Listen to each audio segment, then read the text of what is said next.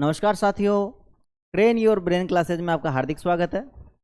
आपको एक कहानी सुनाएंगे जिसके अंदर आपके कुछ क्वेश्चंस कवर होंगे जो आपकी इंडियन हिस्ट्री पर काम करेंगे और उसमें आपको फ़ायदा होगा। कहानी थोड़ी ध्यान से सुनिएगा। इस कहानी में आपको ये भी पता चलेगा कि जिस भारत में अपन रहते हैं उसका नाम भारत कैसे पड़ा, क्या हुआ था एक्चुअल में। एक राजा था सुदास। हस्तिनापुर के ये राजा थे।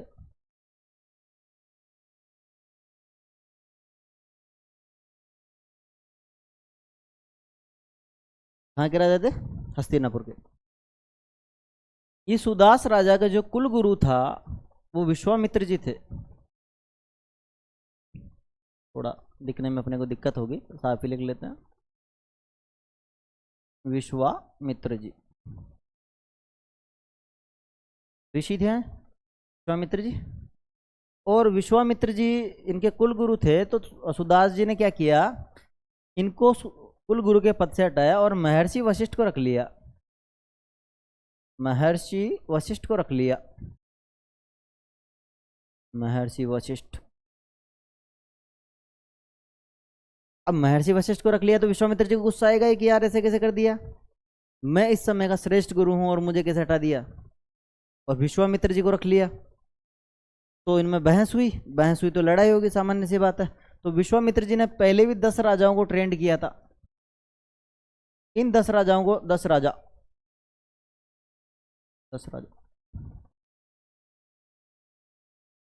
ट्रेंड किया था। तो इन्होंने लड़ाई के लिए आह्वान भेजा, युद्ध के लिए। इधर से आए ये दोनों, महर्षि वशिष्ठ और महाराज सुदास, और इधर से विश्वामित्र जी और ये जो इनके 10 राजा हैं वो, साथ में इनकी सेना। बहुत बड़ा युद्ध था। युद्ध एक नदी के तट पर लड़ा। मान लीजिए कि ये नदी है और युद्ध करीब करीब यहाँ हुआ, और इस नदी का नाम है रावी नदी। इसका पुराना नाम है पुरुषणी नदी। पुरुषणी नदी।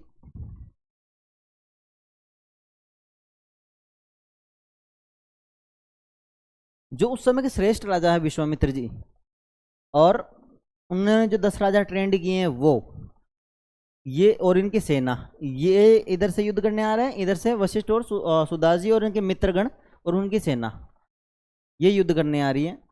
इन्होंने यहाँ पे युद्ध किया। यहाँ पे कौन हार जाते हैं? विश्वामित्र जी हार जाते हैं। ये युद्ध में हार गए और ये जीत गए। अब ये जीत गए हैं तो ये जो विश्वामित्र जी हार गए हैं ये उदास हुए, और उदास होके ये कहाँ गए? अजमेर। अजमेर में कहाँ गए? पुष्कर।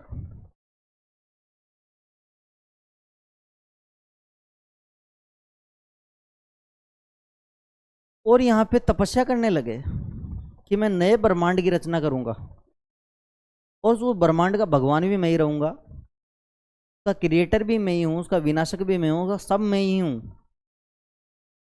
इसलिए वो नए ब्रह्मांड की रचना करने लगे। यहाँ कठोर तप किया उन्होंने। अब जब भी कोई कठोर तप करता, इंद्र को तो पता चलता ही, भगवान इंद्र को पता चलता है। अब उनका सिंहासन हिलने लगता। क्यों? नए ब्रह्मांड की रचना होगी तो उनको कौन पूछेगा। इसलिए भगवान इंद्र ने क्या भेजा? भगवान इंद्र ने अप्सरा भेजी, देव अप्सरा, जिसका नाम है मेनका। मेनका को डेपुटेशन भेजा कि जाओ और तपस्या भंग कर दो। मेनका आई।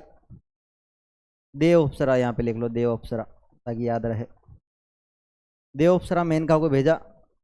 मेनका आई और विश्वामित्र जी उन पर मोहित हो गए और इनकी तपस्या भंग हो गई। भंग हो गई तो विश्वामित्र जी गए, और ये देव अप्सरा मेनका है, इनकी एक पुत्री हुई शकुंतला।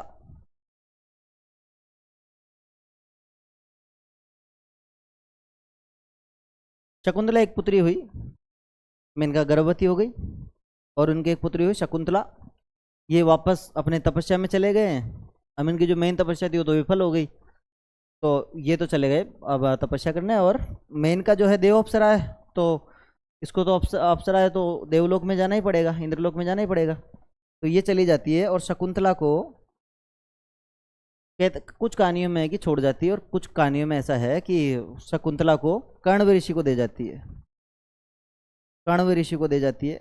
कुछ कहते हैं कि कण्व ऋषि ने उनको पड़ी हुई मिली, और कुछ कहते हैं कि शकुंतला खुद सौंप के जाती है। पर कण्व ऋषि ने किसको पाला? शकुंतला को, अपनी पुत्री के समान पाला। और इधर भाई इधर ये हैं तो इधर भी तो सुदास जी भी तो लगे हुए हैं। तो सुदास जी के बेटा हो गया दुष्यंत। कौन? दुष्यंत। अब ये जो दुष्यंत है, दुष्यंत बड़ा हुआ, इधर शकुंतला भी बड़ी हुई। दुष्यंत कहाँ आया? शिकार करने आया था दुष्यंत वन में, और वन के अंदर ही ऋषि रहते थे कण्व, और शकुंतला वहां पे लकड़ियां चुनने गई थी। और सुंदर थी शकुंतला, मेनका की पुत्री थी तो सुंदर तो होगी। तो यहाँ पे दुष्यंत जो है महाराज दुष्यंत जो है शकुंतला पर मोहित हो जाते हैं, और शिकार तो छोड़ते हैं, शिकार विकार तो गया तेल लेने, और इधर अलग ही शिकार, चलो ठीक है। हाँ, इधर शकुंतला पर मोहित हो जाते हैं और गंधर्व विवाह कर लेते हैं दोनों, गंधर्व विवाह।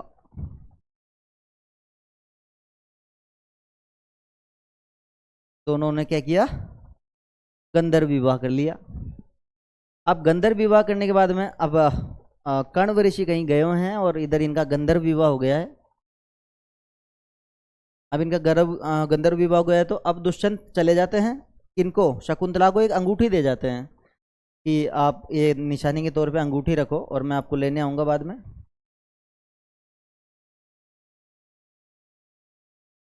ठीक है। तो अब जो है दुष्यंत चले जाते हैं, और इधर ये वन में है। अब ये वन के अंदर ये अपने कुटिया में चली जाती हैं, कण्व ऋषि की कुटिया में, और कण्व ऋषि कहीं गए हुए हैं। तो पीछे से महर्षि दुर्वासा आते हैं,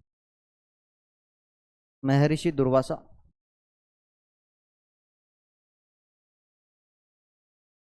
तो महर्षि दुर्वासा वैसे क्रोधित हैं ही, क्रोधित रहते हैं, वो हमेशा ही रहते हैं। इधर शराब दे दिए, उधर शराब दे दिए, शराब ही देते रहते थे ज़्यादातर। तो महादेव को शराब दे दी है।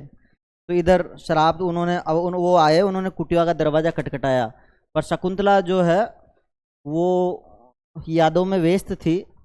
किसकी यादों में?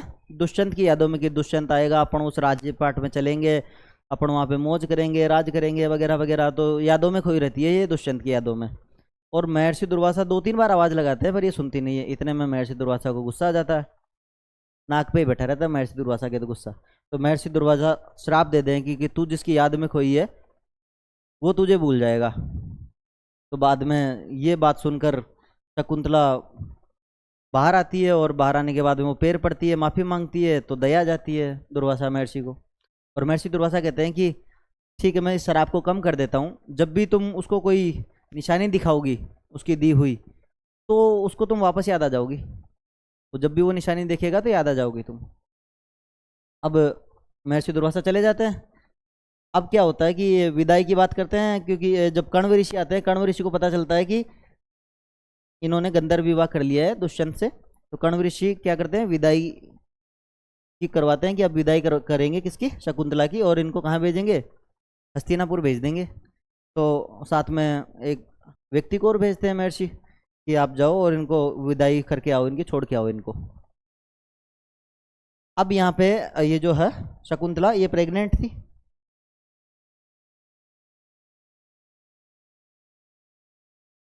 और वो छोड़ने जाते हैं, तो जो अंगूठी दी थी याद दिलवाने को, तो पानी पीने के लिए रुकते हैं ये।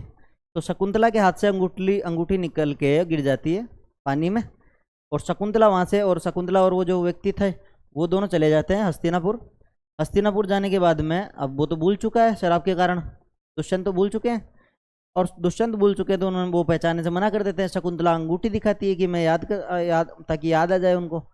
तो निशानी अंगूठी थी, और अंगूठी तो कहाँ गिर गई? पानी में। तो अब याद कैसे आए? तो यहाँ पे ये मना कर देते हैं, और इसका बहुत मजाक उड़ाया था, शकुंतला का बहुत मजाक उड़ता है कि जबरदस्ती पल्ले पड़ गई वगैरह वगैरह। तो शकुंतला नाराज होके वन में चली जाती है, और फिर ये एक पुत्र को जन्म देती है 9 महीने बाद, जो टाइम होता है भाई। और पुत्र का नाम क्या रखती है? भरत। क्या नाम रखती है? भरत। अब वो जो अंगूठी गिरी थी पानी में, उसको एक मछली निगल लेती है। मछली निगल लेती है तो मछली को मछुआरा पकड़ में आती है। जब काटता है मछुआरा तो उसके पेट से वो अंगूठी निकलती है। तो अंगूठी कीमती रहती है बहुत, तो नॉर्मल तो थी नहीं, राजा की थी। तो यहाँ पे जो मछुआरा डर जाता है, वो सोचता है कि अपने ये अंगूठी किसी को बेचेंगे भी, या अपने हाथ में किसी ने देख ली तो अपने महाराजा डांटेंगे और वो सोचेंगे कि तूने चोरी की है। इसलिए वो अंगूठी लौटाने जाता है महाराज को। महाराज जैसे ही वो निशानी देखते हैं, अंगूठी थी निशानी, जैसे वो देखते हैं तो महाराज को सब याद आ जाता है। और वो मेनका भी उनको याद आ जाती है, तो वो सोचते हैं कि अब मेनका को लेने चलेंगे। तो जब तक ये प्रक्रिया होती है, अंगूठी मिलती है वगैरह वगैरह, तब तक जो भरत है वो बड़ा हो चुका होता है। करीब करीब 14-15 साल के हो जाते हैं भरत। और भरत भी काफ़ी सुंदर भी थे, और अब राजा के बेटे हैं तो पर प्रतापी भी हैं। अब क्या हुआ, अब जो दुष्यंत है वो, अब ये तो पिताजी के पास तो रहती नहीं थी, जंगलों में रहती थी शकुंतला तो। भाई मेनका मेनका की पुत्री है और विश्वामित्र जी की पुत्री है। तो अब वो तो विश्वामित्र जी तो चले गए हैं, इधर मेनका भी चली गई है, तो शकुंतला रह गई है। तो शकुंतला जंगलों में ही रहेगी। तो दुष्यंत ढूंढने आते हैं शकुंतला को। बस शकुंतला को ढूंढे, तो शकुंतला को ढूंढने आते हैं तो वन के अंदर एक बाघ के साथ भरत खेलता रहता है। किसके साथ? टाइगर के साथ, बाघ के साथ खेलता रहता है। तो उनको देख के आश्चर्य होता है, पर उनको फाइनली पता चलता है कि अपना ही पुत्र है। तो वो फिर इनको साथ में ले जाते हैं। और ये जो भरत है, ये बड़ा होकर पहली बार चक्रवर्ती सम्राट बनता है। पूरा भारत जीत लेता है। जिस भारत को अपन अभी वर्तमान में भारत कहते हैं, अफगानिस्तान तक अखंड भारत जो है, वो पूरा भारत जीत लेता है। तो पहले इसका नाम भारत तो था ही नहीं, आर्यवर्त था। तो ये पूरा भारत जीता, तो इसके जो भरत है, इसके नाम पर भारत के नाम पर क्या पड़ा? नाम भारत पड़ा अपने देश का।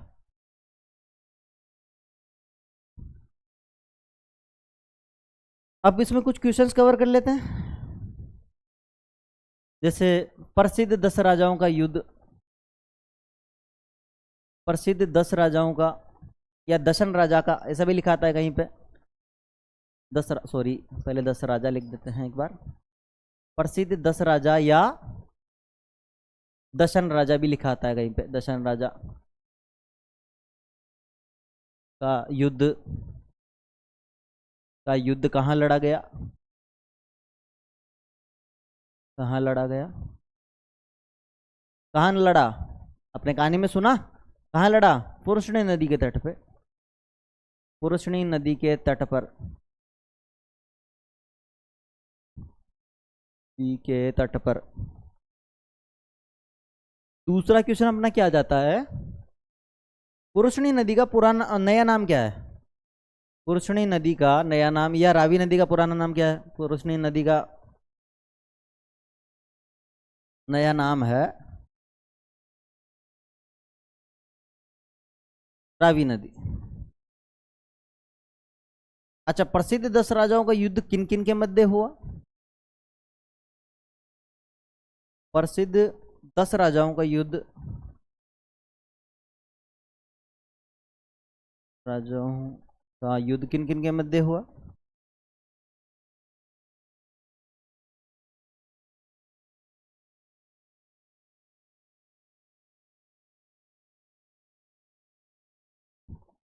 तो इसका आंसर है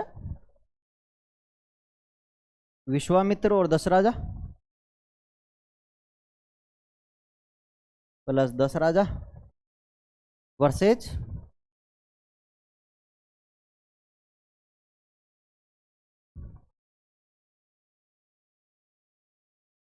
महर्षि वशिष्ठ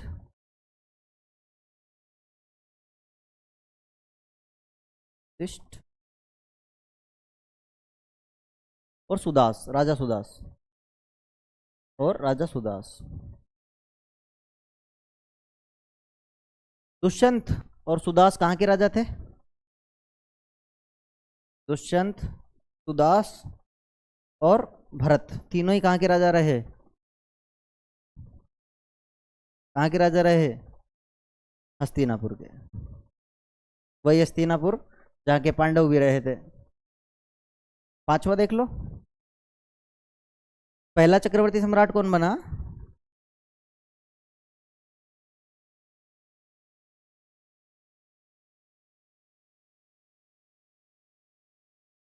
चक्रवर्ती सम्राट, चारों दिशाओं का चक्रवर्ती मतलब, चक्रवर्ती गलत हो गया अपना तो। पहला चक्रवर्ती सम्राट कौन बना? भरत, या कई जगह पे भारत भी लिखा था इनका नाम।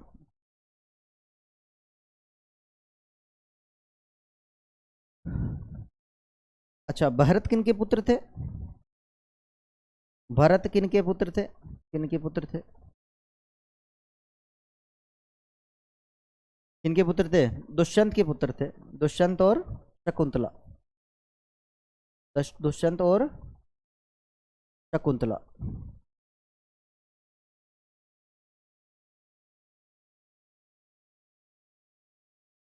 दुष्यंत और शकुंतला ने किस प्रकार का विवाह विवाह किया?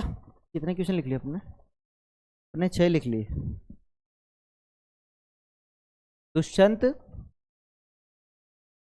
और शकुंतला ने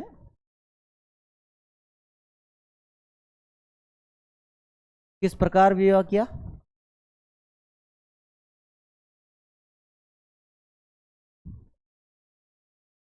इसका आंसर है गंधर्व विवाह।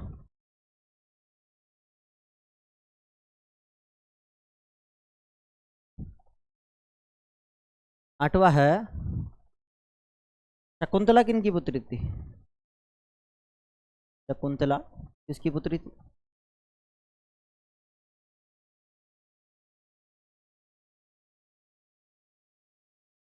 तो किन किन की हुई? विश्वामित्र जी की और मेनका की। विश्वामित्र और मेनका।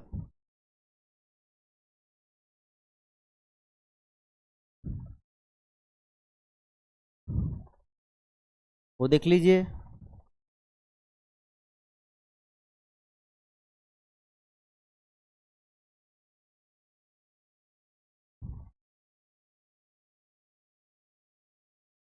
दशन राज युद्ध का विजेता कौन है?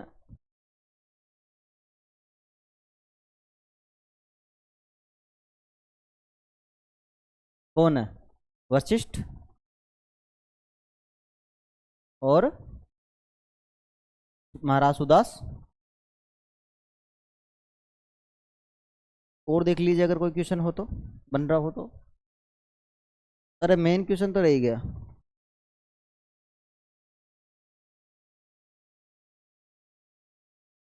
अपना मेन क्वेश्चन तो रह ही गया कि किनके नाम पर भरत, सॉरी, किनके नाम पर, किनके नाम पर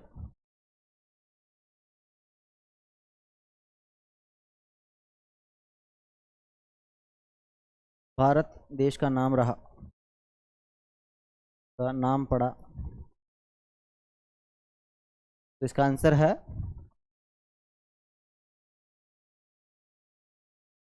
दुष्यंत पुत्र भरत के नाम पे।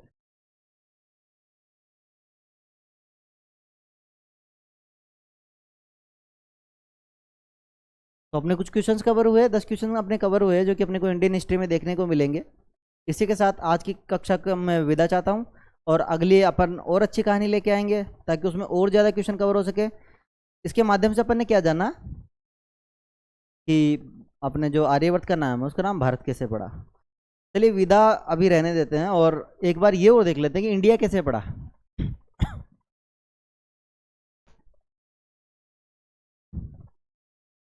भारत तो मैंने बता ही दिया।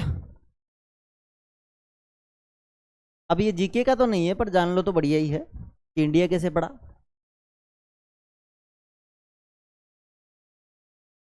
अच्छा, तो अपने इंडिया की फुल फॉर्म भी बता दें। Independent nation democratic intelligence area, ये अपने इंडिया की फुल फॉर्म भी बता दें, पर इंडिया पड़ा कैसे वो देख लेते हैं एक बार।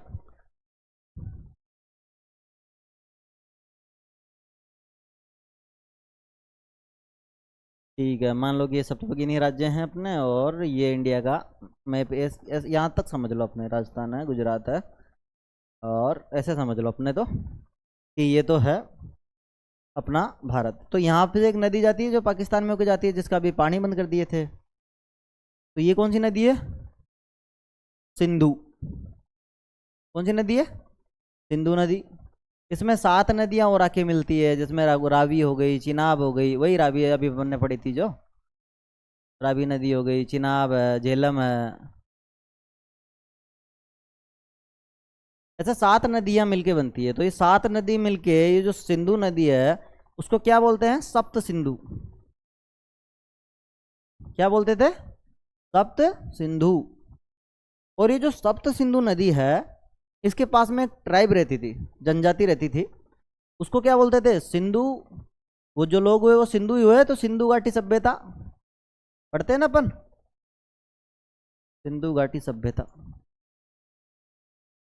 इस सिंधु घाटी सभ्यता के लोग रहते थे, तो इन लोगों को क्या बोलने लगे? सिंधु। और अपने जो राजस्थान है, इधर भीलवाड़ा है और प्रतापगढ़ है, ऊपर वाले इधर वाले जो ये क्षेत्र के लोग हैं, उनकी एक प्रॉब्लम है। वो लोग आज भी क्या बोलते हैं? सैको है बोलते हैं। सैको क्या बोलते हैं? है। जैसे सुनो हो के तो हुणो हो के, ठीक है। सैको क्या बोलते हैं? वो है बोलते हैं। अगर आपके पास कोई भीलवाड़ा वगैरह के इधर के साइड के, अब वीडियो भी देख लो, ऑनलाइन वीडियो बनाते हैं कुछ लोग, तो वो सैको ज़्यादातर है बोलते हैं। तो जो अपने सप्त सिंधु है उनको उन्होंने क्या बोला? अब तिंदु। भाई सिंधु इसको तो, इसको भी है बोला, इसको भी है बोला, तो सप्त सिंधु से क्या हुआ? सप्त हिंदू। तो यहाँ पे रहने वाले जो लोग सिंधु थे वो क्या हुए? हिंदू। हिंदू ही रहे। और बाद में जो यूनानी आए, उन यूनानियों की भी एक प्रॉब्लम थी, वो एच को आई पढ़ते थे, तो उन्होंने हिंदू को क्या बोला? इंदूज। क्या बोला? इंदूज। और इस इंदूज से बना अपना इंडिया। और जिसको जो लोग कहते हैं हम हिंदू धर्म से हैं, वो सिंधु से बना हिंदू, और हिंदू से सिंधु घाटी सभ्यता से सिंधु बना, और सिंधु से हिंदू बना। और लोग कहते थे कि हम हिंदू धर्म से हैं, जबकि हम सनातन धर्म से हैं। सनातन धर्म वो होता है जिसमें प्रकृति की पूजा होती है, जल की पूजा होती है, वायु की होती है, अग्नि की होती है, सब चीज़ों की पूजा हो रही है, पत्थर की भी हो रही है, सब चीज़ों की हो रही है। तो अपना सनातन धर्म है। हिंदू कैसे बना वो मैंने आपको बताया, सिंधु से हिंदू बना, और हिंदू से इंदूज बना, और इंदूज से इंडिया बना। तो जो लोग कहते हैं कि हम तो इंडियन है, इंडियन है, इंडियन है, इंडिया अपना नाम दिया हुआ नहीं है। किनका दिया हुआ है? यूनानियों का। यूनानी आया और यूनानियों ने नाम दिया। तो आज की इस क्लास का समापन चाहते हैं और आपसे विदा चाहते हैं। आपके लिए और अच्छी अच्छी वीडियो लेकर आएंगे, और ऐसे ही स्टोरी में अपन जीके कवर करेंगे। ये जीके का पार्ट नहीं था पर फिर भी आपको बता दिया। ठीक है, धन्यवाद। स्टोरी का समापन चाहते हैं।